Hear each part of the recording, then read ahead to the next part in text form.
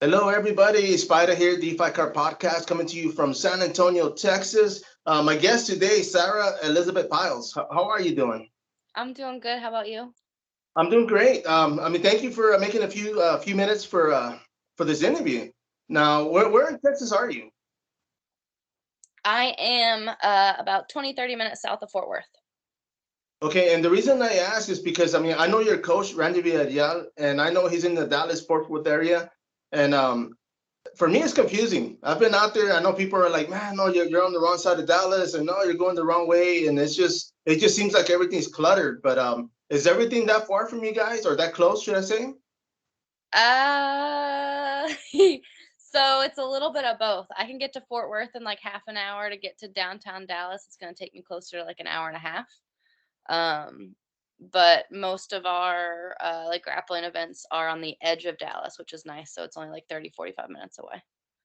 But Okay. And being a purple belt, I know you have a competition coming up. This is for the EBT tournament. Now, tell us a little bit about that. um, so I am only a purple belt, and I'm also masters purple. I won a double bronze at Worlds Nogi in Dallas earlier, or the end of last year, as my purple belt debut. So that was super exciting. And being older and starting jujitsu later, I realized that being in the masters division, you don't really get a lot of people don't really see you. And I also don't look like a master's division, whatever. Um, so I pretend to be a little bit younger and I play with the younger girls just to get the mat time. It's really hard as a 115, 120 pound female colored belt to get competitive time with girls that are even close to my same size and close to my level. There's a lot of white belts and there's a good amount of black belts and not a lot of in between. So any opportunity that I can take to put myself in a position to get more experience and get that opportunity, hell yeah, I'm going to do it. No, and like you say right now, because the other towns are close by, do you cross train a lot? Are you able to go to other gyms and get some mat time? Um, Not so much just because I am so small. I'm like 4'11" and 120-ish pounds. Um, so it's almost scary for me to do stuff like that, going somewhere that I don't really know, because most of the people are really big compared to me. And especially if they don't know me and someone gets a hold of me that doesn't know me and gets scared that I get a grip on them, I'm going to get hurt and I'm going to get damaged. Because at the end of the day, a 200-pound man's going to win. My ribs are going to go. No, no. And how long have you been training in Brazilian Jiu-Jitsu? Just a little over 4 years. Okay, and like you said, you just recently received your purple belt. Is it overwhelming that you already got invited to this EBT tournament? Um, I Overwhelming in what sense? Well, are you nervous? Are you anxious? Are you kind of like, hey, you know what? I'm looking forward to this. I'm psyched as hell. There's It's an incredible opportunity and I work really hard and I worked really hard to get noticed, to get offered the invite. So just getting the invite alone was just like this super crazy big deal for me, especially only being a purple belt because they usually only invite higher belts. Um, so I'm really excited to get the time and have the opportunity. So I'm trying not to be overwhelmed or anxious about it and not be super floored by the excitement and just enjoy the journey and enjoy the ride and get to show off everything that I work so hard for every day. No, and you said enjoy the ride, but it's going to be in Cancun, Mexico. Have you ever Mhm. been? I've never been to Mexico. You see, and for me alone, I'd be like, man, I'll fight, I'll fight whoever, give me anywhere. But that's so when I always ask fighters when they travel outside the city or outside the state, if it's somewhere where you've never been, if they get to be tourists and kind of enjoy. Are you going to be doing such thing? I hope so. I'd like to hope so. It's one of my first like big travel events and I am going kind of alone. Hopefully coach is going to be able to come down and sideline for me. But yeah, I'm like a lone ranger out there, and obviously day before weigh-in, so I have weight cuts and all that stuff to get ready for. So traveling for me is probably the most anxious part of the whole thing. Is making sure that I have everything that I need to be as effective as I can be. No, and I mean for me, I've been in the game for years. When it comes to when I was actually competing, teaching, and student myself, it's evolved so much. I mean, Randy Villarreal was actually one of my first students when he first started jiu-jitsu. I was one of the here in San Antonio that I remember him and his brother walking in, and they had potential even from the beginning. He enjoyed it, and the fact I don't want to say he got bit by that bug again, but I mean he's competing again. I mean he's actually fighting for Fury soon. And I mean, as a student, seeing your coach, still at it, I guess you can say, is that motivating for yourself? It's super motivating. I'm not only one of his students, but I'm also one of his sponsors for my company, and business is one of his sponsors for his MMA fight. So I 100% believe in my coach and what he does, and it definitely makes training different when you're with someone who still gets in there and gets dirty. They No, have a different grind and a different mentality and a different hunger for technique than people who are more stagnant in the competition realm. no, I mean for sure. I mean, I know when he first received his black belt, I was super excited because he kept at it. I mean, I stopped training myself or teaching and training in general, but just seeing him still at it, I'm like, man, he's keeping me young. So definitely props to him. But I mean, like you said, you are one of his sponsors, and that's kind of, I mean, there's a lot of reasons why I wanted to get you on here, of course, the EBT, but also to plug in your businesses. So tell us a little bit about what you have going on. So my business is here for the noms because we're all here to eat, right? That's like the whole thing that gets us going. Um, and I am nutrition focused. I have degrees and certifications in nutrition, women's fitness, women's health, pre and postnatal care, and I also have a degree in culinary arts, and I'm a professional butcher. So, and I run a farm. So, Those it's are all, definitely credentials. I mean, and also I was going to ask you because your nickname is the Butcher.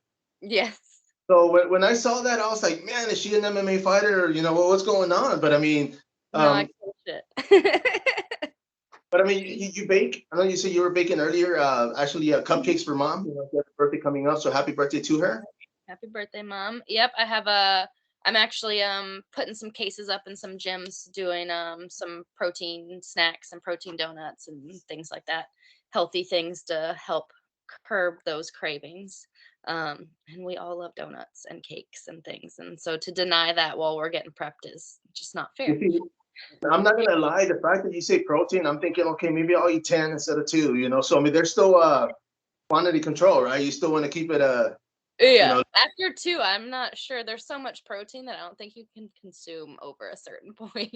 no, it's definitely. Now, when it comes to baking, like you said, you have years. You went to school. You actually have years of experience.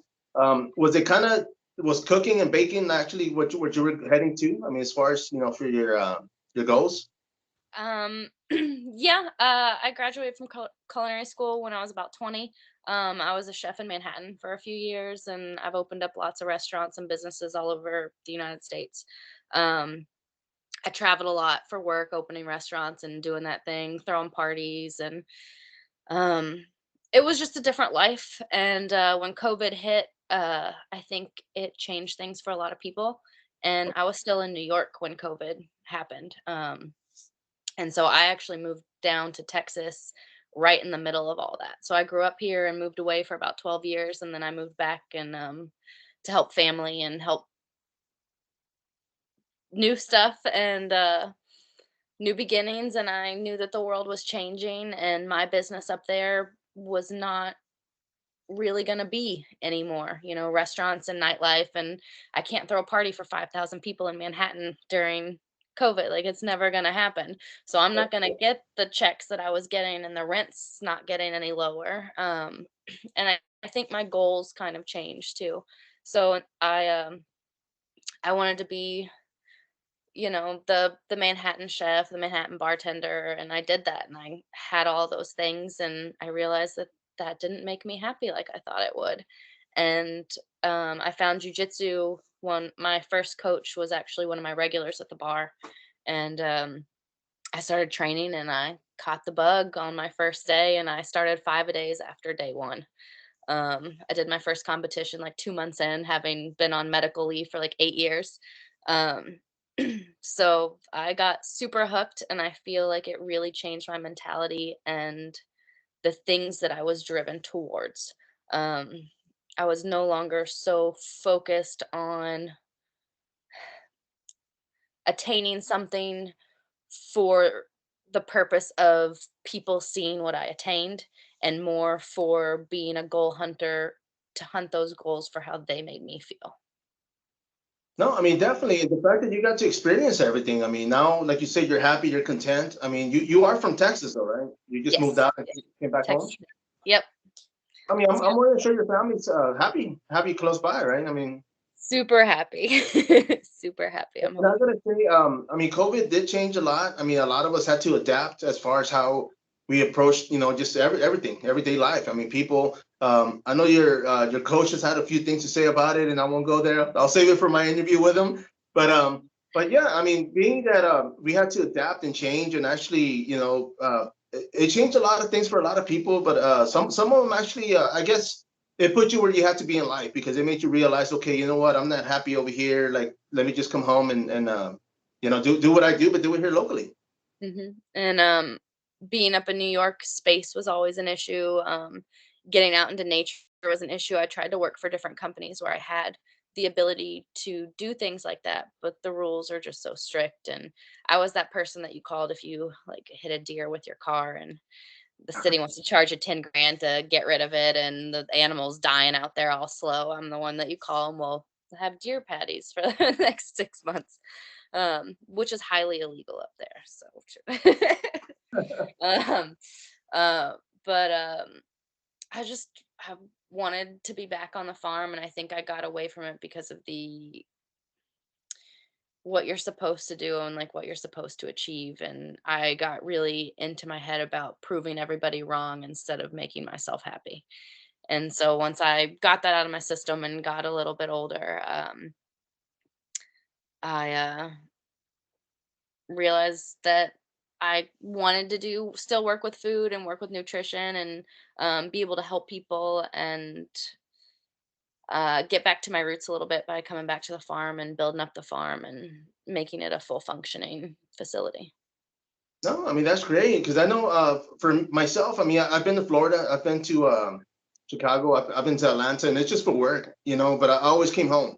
This was always home, and it's just like I have two daughters, and I tell them, no matter where you go in life, I mean, you're always going to come home or come close to it because it's just I got homesick. I'm not gonna lie. I was out there working, and the weekends, it was hard. I lived in Florida, and it's a retirement state, and I realized that when I moved there because there was not much to do in a lot of those small towns.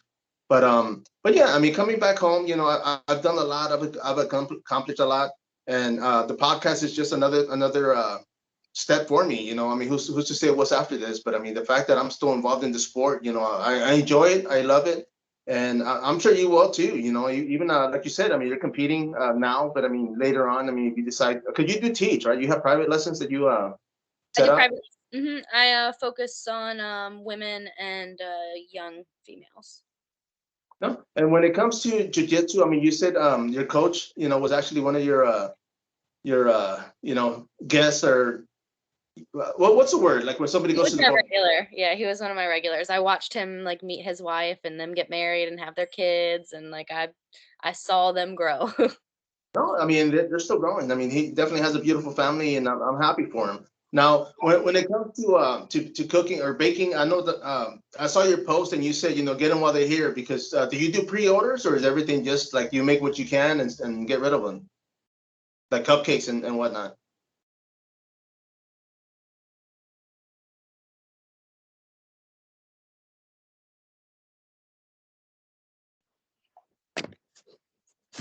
You still there?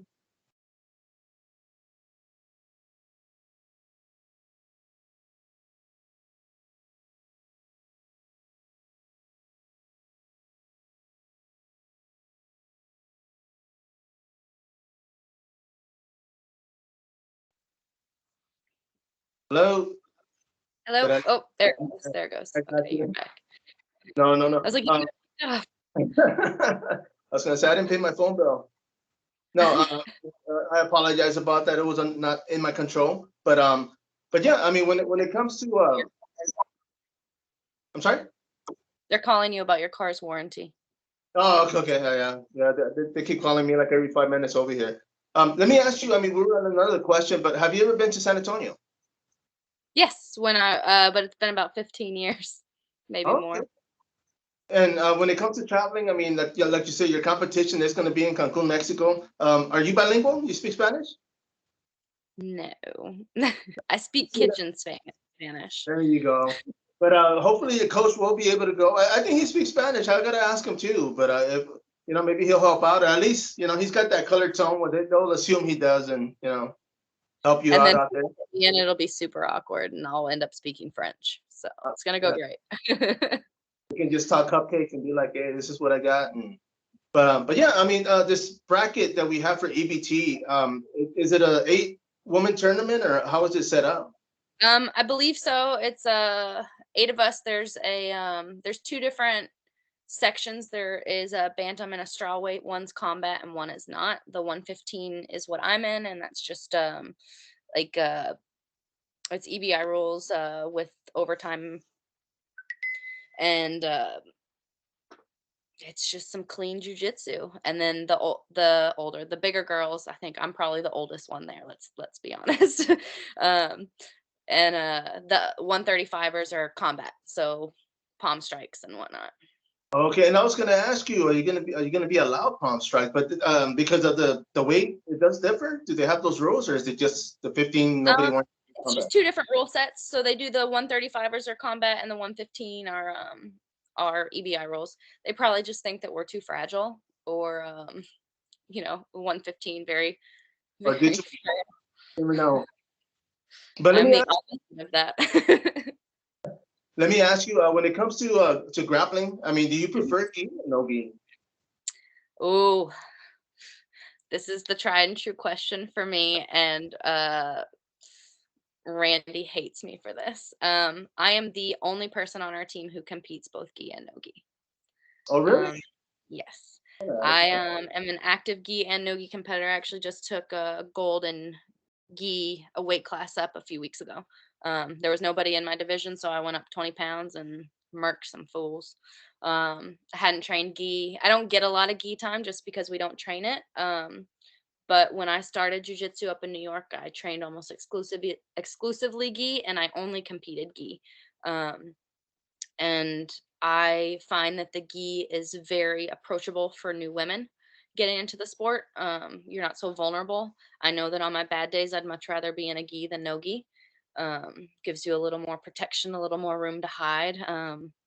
And I always said that I always feel my fiercest when I'm ripping off that gi, after you just murdered someone. Blood Definitely. on your face and their blood on your gi. It's the best feeling. Um, but I find them to be 2 very different sports. There's things that you definitely can't do in gi that you can do in no gi and vice versa. And the wrestling's very different. Obviously, grips are different. The style of the opponent is very different when it comes to stalling and points and sweeps and things like that. I find it to be a different sport, a different game. How I fight in those 2 are very different as well. Um, so usually in gi, I play on the bottom as a guard puller, and when I play no gi, I'm a top passer.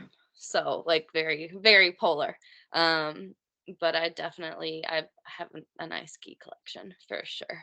Um, but we are a pretty dominant no gi gym. But I do everything I can to make sure that I'm always learning and growing in the gi as well, and I'll probably always continue to compete in the gi. No, no, by all means, because I know when I started here locally, this was like back in 2000.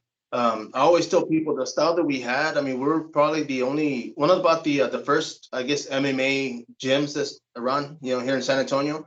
But our style was more like cash wrestling with the gi, and Hmm. it was That's structured. what, yeah. And I mean, you're talking grips, you're talking mentality as far as takedowns to pulling guard. And when I, My when I was snorkel nasty. Yeah, yeah, and I would go to other schools. I would go to seminars, and I would roll with different like blue belts and purple belts, and And I always got good nods because they were like, man, that was good. Like, where do you train out of? Because it wasn't jujitsu. And because of that, I felt like I always had a little upper hand because they didn't know where I was coming from. Like, as far, it's just, if you do jujitsu, everybody's got the guard, everybody's got the sweep. And we were more aggressive. So it was more like, okay, I'm going to take you down past your guard and get tight control. And it was just, it was a, yeah, and people were, and because I would do no gi, I wouldn't so much, I guess, depend on holding your gi or holding your wrist. I was like, man, I was hooking, I was grabbing the neck, behind the arm, and Weaving those legs, tucking those knees in. Yeah. so people, I guess, they expected, for me to hold on to something, and I was like, nah, man, get the takedown and You're dominate. like, that's a pin. Dude. Yeah, it was fun, and I keep telling everybody I'm gonna jump back into it, and who knows? I know Randy was visiting his brother in Pleasanton. I was hoping he would stop by because I wanted to get him in the studio, but I'm definitely gonna do an interview with him for his fight coming up. And with that note, are you looking at MMA or are you just strictly jiu-jitsu or grappling? Strictly jujitsu and grappling. I actually um I have a medical thing. So I don't do fist punching. No. But the fact that you do no gi, I mean, of course, for self-defense purposes, I mean, it comes in handy. I mean, right? I mean, as far as defending yourself. I have well, that's not true. I was gonna say I've never had an incident, but that would be untrue. Someone robbed my car up in New York and I hunted him down like a sack of meat. That's the butcher uh, talking. that's right. It's just a bag of pig's feet. Um, but I feel like a lot of with jujitsu, it's not so much what you would do, but what you can do. And just that confidence and the way that you carry yourself when you go places makes you less of a target. No, Just definitely. I mean, you walk around confident. I mean, it's just one of the things when I was actually teaching, and I would tell just anybody, men and women, is like your first defense or your first that's when it comes to self-defense is your voice. mhm. If somebody attacks you, more than likely they're cowards. So if you yell, it's simply yell. Like a lot of people get scared, attackers, and then they run away. So yeah, I mean, it's just I'm very go. I have two daughters, like I said. So I mean, for sure, I always tell them like, man, carry something, have mace, have I mean, I wish they would get into jiu-jitsu or even kickboxing just for self-defense purposes, but maybe after watching this video, I'll make sure they watch it and see if they jump in. Tiny, tiny and mighty. You see, 115 solid muscle. my oldest actually, she was in Victoria and she was taking kickboxing. So I know she came back home and she was actually looking for a gym. They live on the south side of San Antonio, but hopefully she will. I know my youngest is like me, and because of that, she'll probably start her own podcast. We'll see. Well, you got GFT with Leroy down there Yeah. No, with yeah. Texas Made. Yeah, down in Yeah. San Antonio. And I mean, I always tell people because, like I mentioned earlier, when we first started, I mean, there was like two gyms maybe that were doing MMA. 2005, it started blowing up. We started getting actual Brazilian black belts to come into San Antonio, and now we have like 10, 13 gyms, with black belts, and a Crazy. lot of the people that I started off with, they're black belts now, and I'm like, man, give me a strike, throw me something, man. Can't even find my blue belt, bro. Yeah, no, yeah, that's what I always tell people. That's what I was going to tell Randy. I always tell people I'm a white belt with like 10 stripes. It's like I never got up there. But I mean, for you, I mean, you're looking to pursue this. So I mean, it's a black belt a goal for yourself. Um, I'm expecting to get my brown belt this year. Yes. Um, Nice. and we just keep grinding. Everything, do what you love, and everything else will just make its face shown. I just keep showing up. That's all I do. Everyone's like, "Oh, I do this, I do this." I was like, "I show up. I put in the time, I put in the work." Um, and I'm confident in the product that Randy and I have made. No, but by all means. I mean, I love Randy. I respect him. I mean, like I said, I mean, the fact that I mean, he's younger than me, but I look up to him. He's definitely a good I'm pretty sure inspiration. he's younger than me too. Yeah. As I said, I'm the old lady in the gym. Well, I mean, definitely you're turning heads. Because people are getting throw people out and making everybody work. Should I say? Yes, I always say that I'll take whatever class you want me to take. I love making everybody look bad.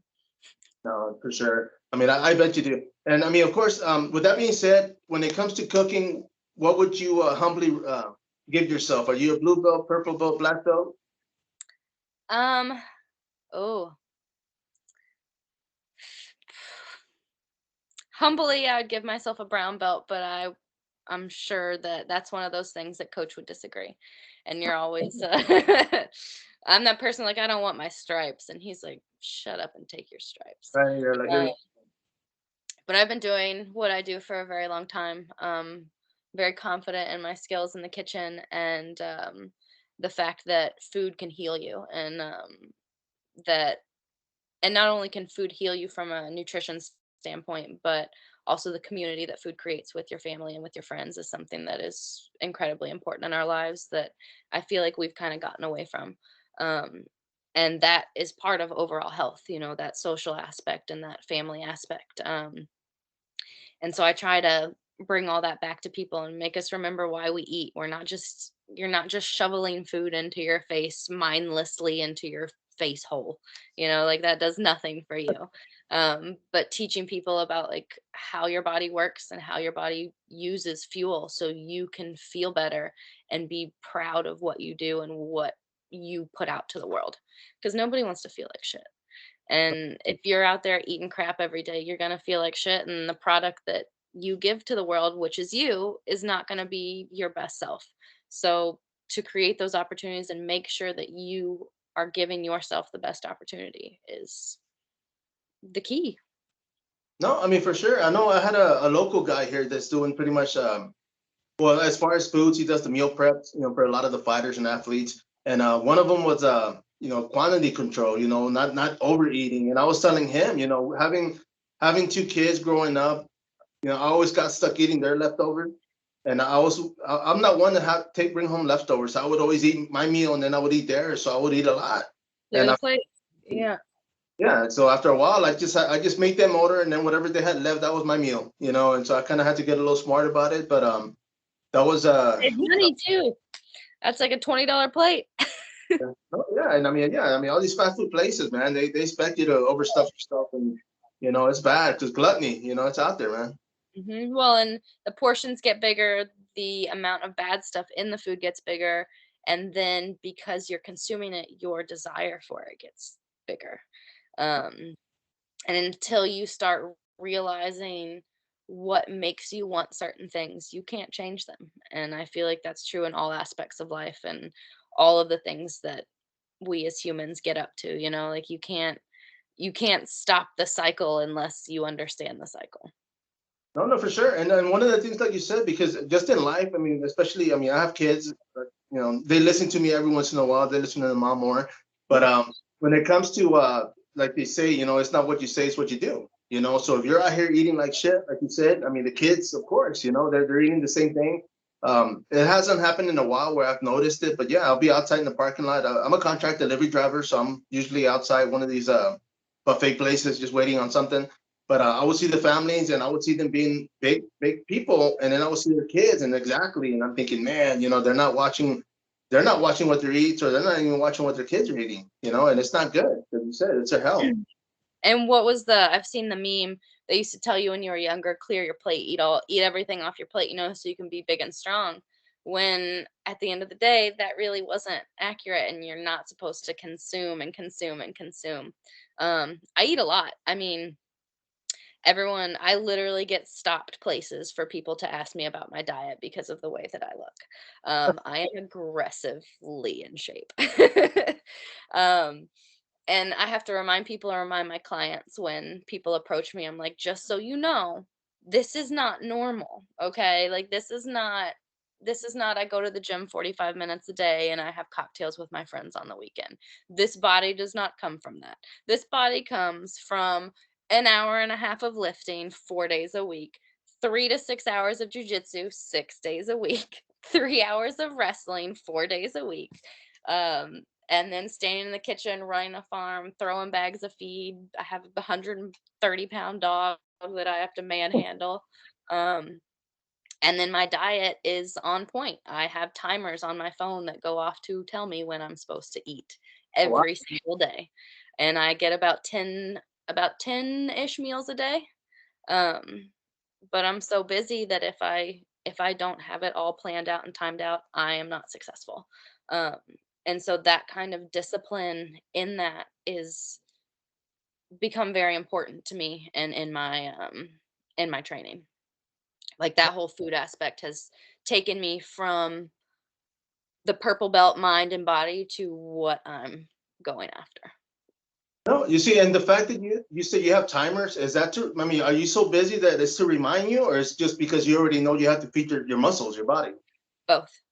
Okay, that's actually pretty cool. I like that.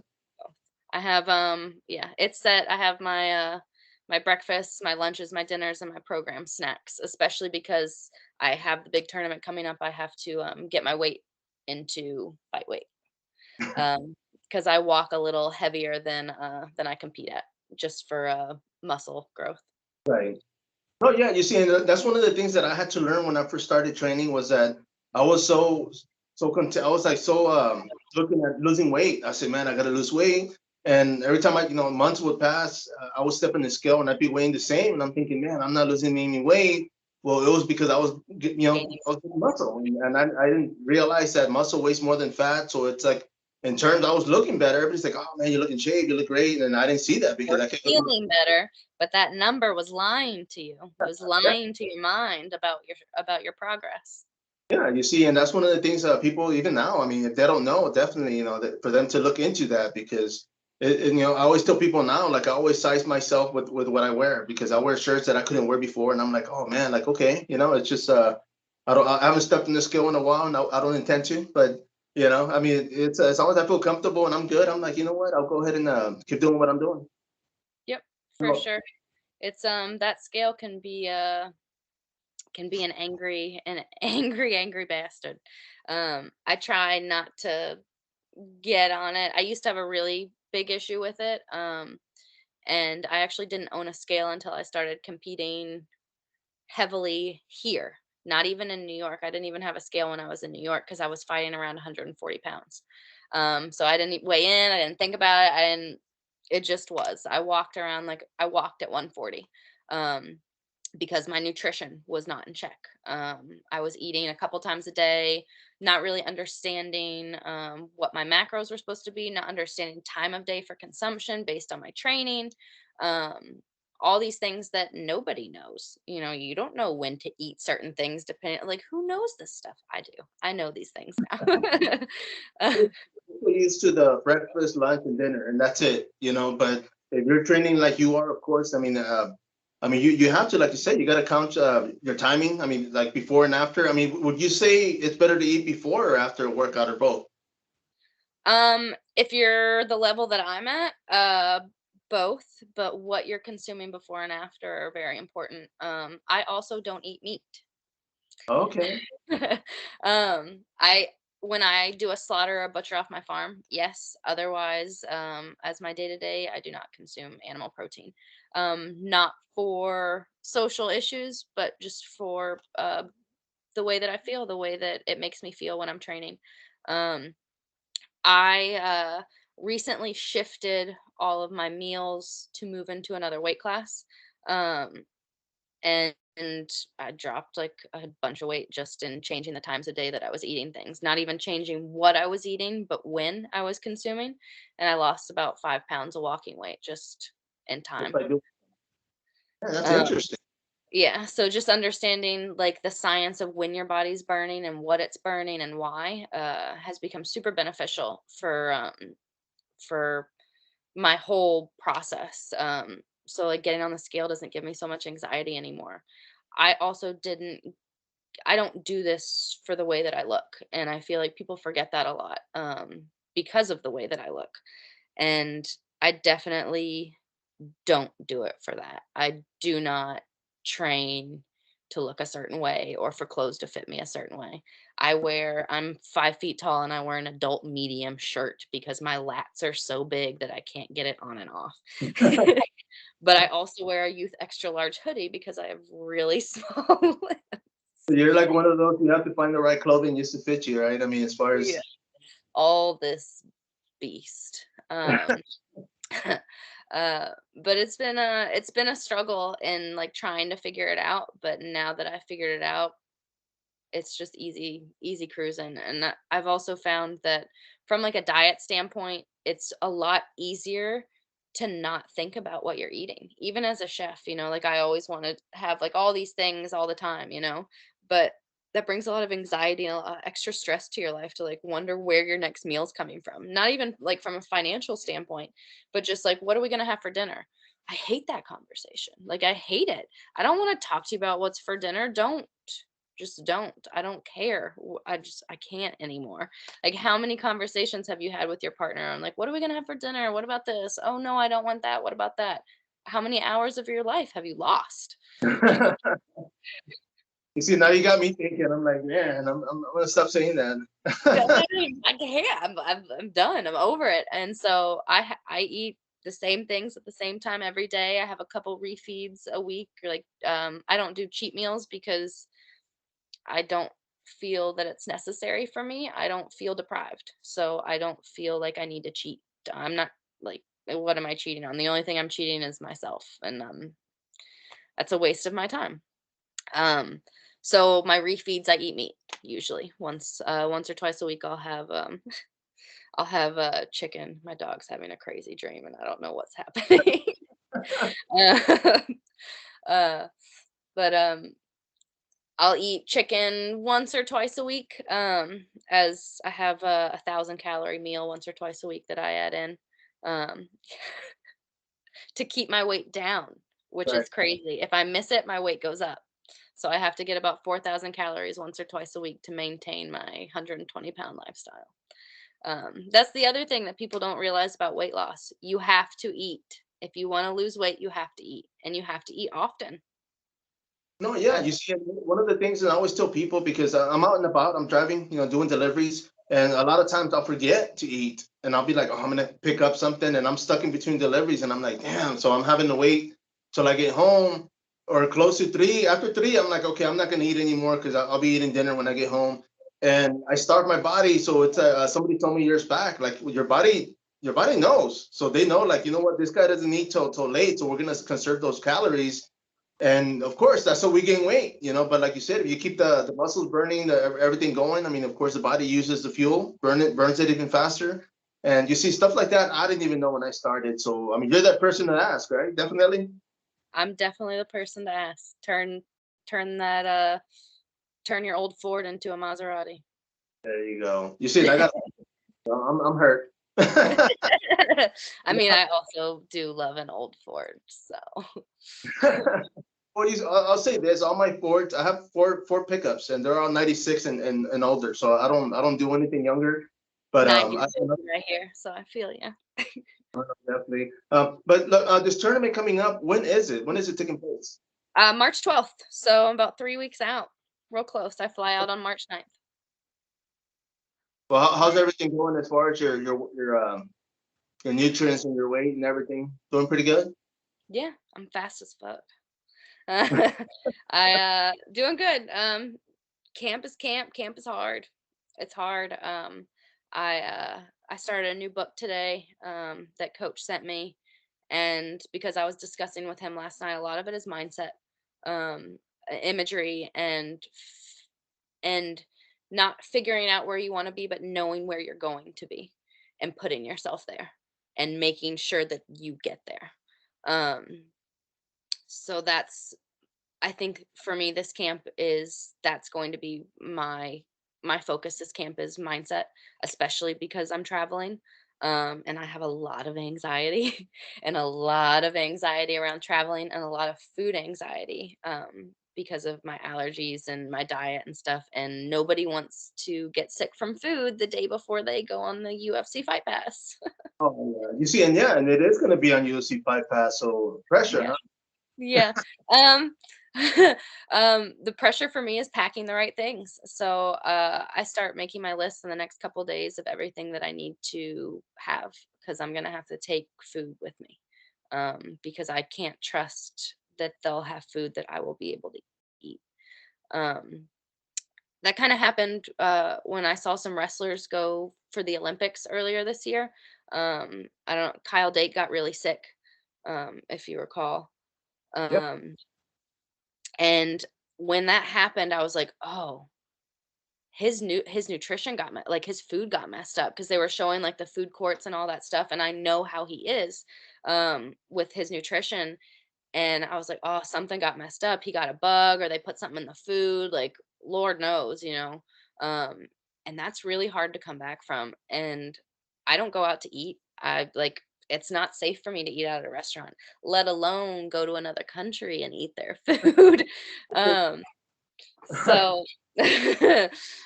so I think that for me is my biggest anxiety is around that. And so I'm going to be making lots of lists and making sure that I have there's a food alarm going off. I mean, um it's telling me to eat some rice cakes with peanut butter or tuna. I'll take some Because of I'm that. hungry, right? I can't even tell you I eat so much food that my mother feels bad for me sometimes, because when I first started, she was like, she's like, I feel like you need to eat more, like you don't seem like you eat that much. And then she actually saw how much food I ate. And then she was like, are you okay?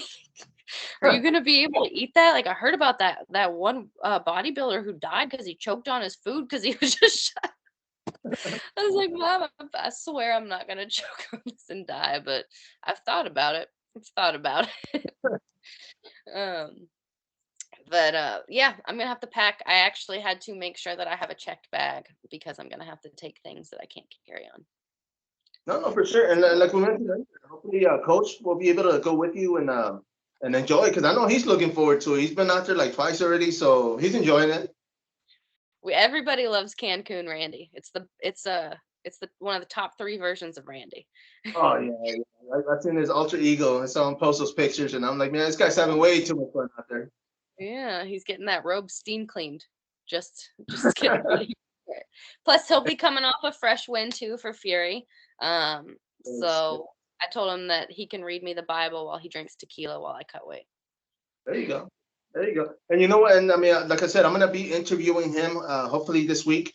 And I'm proud of the guy. I mean, the fact I know he's a great role model, and I can only imagine what how he helps you guys, and how proud he is of all of y'all. Everybody competing and just coming up to class. So I'm definitely I'm happy for the guy. I mean, he's doing great things, and I'm looking forward to this MMA run he's got going. He's definitely a really incredible coach and a really incredible father and leader for our team. So it's his wife Sam is also a beast, always beating me up too. Um, so I was so blessed and so lucky to have that was the first gym I walked in when I moved to Texas. I was like, I had $100 in my wallet, and I was like, we got to make a choice here, guys. We spent all of our money moving down here. What are we gonna do with this last like $100 that we have? I'm like, well, we're gonna get a gym membership and we're gonna see what happens. um, because otherwise you just blow it on stupid shit. Oh So yeah. I had all my staples, and I was like, okay, this is the one staple I don't have. So I took the last money I had and I spent it on my gym membership. And I walked in the door. I'd been doing research, and I walked in and Randy was sitting at the door. And I started talking to him. I was like, yeah, I just moved from New York. I'm a non-stripe blue belt. And I'm just looking for a place to train. We talked for a second, and he was like, how much do you weigh? Like, do you compete? And turns out I was within like 5 pounds of his wife Sam. And there are not a lot of females that are training competitively, let alone females that are your size. So I was so excited upon that meeting, and had just like new life had been breathed into me. I was so scared moving down here being 30 and trying and like dissolving all my businesses and being like, you know what? Fuck it. We're gonna start all over and do it again. And this is gonna be real scary, but we're gonna do it. And so walking into that gym, and it was just like life was breathed back into me. And I had a purpose, and they've really become family. No, and I was gonna say the fact that he asked you because normally it's considered rude to ask somebody, a lady, a woman, how much they weigh. But I think that's jujitsu and tournaments about the only safest times you can, right? I personally find it to be the greatest compliment in jujitsu, because people always think I weigh about 40 pounds heavier than I do. And I'm like, thank you. I You're like, hope it was miserable for you. no, well, definitely. I want to thank you first and foremost for jumping in on this. I know I want you to plug in your businesses, and can you tell us about what they are and where people can go and look you up? Here for the Noms on Instagram and Facebook. I'm the Devil's Cupcake on Instagram as well, and all of that's kind of intertwined. Um, but you find me on social media and we'll get that ass in gear. There you go. There you go. And of course, I mean, you are representing Genesis Jiu Jitsu. Randy Villarreal, of course, your coach. And this is going to be, like we said, the 115-pound for the EBT tournament coming up in March. Best of luck to you. And I thank you Thank for you. jumping on this. And hopefully we'll catch up after the tournament and see what happened in Cancun. Paychecks and a brown belt, baby. There you go. Appreciate it. I'll Thank be you. Thank you. Bye-bye. Bye.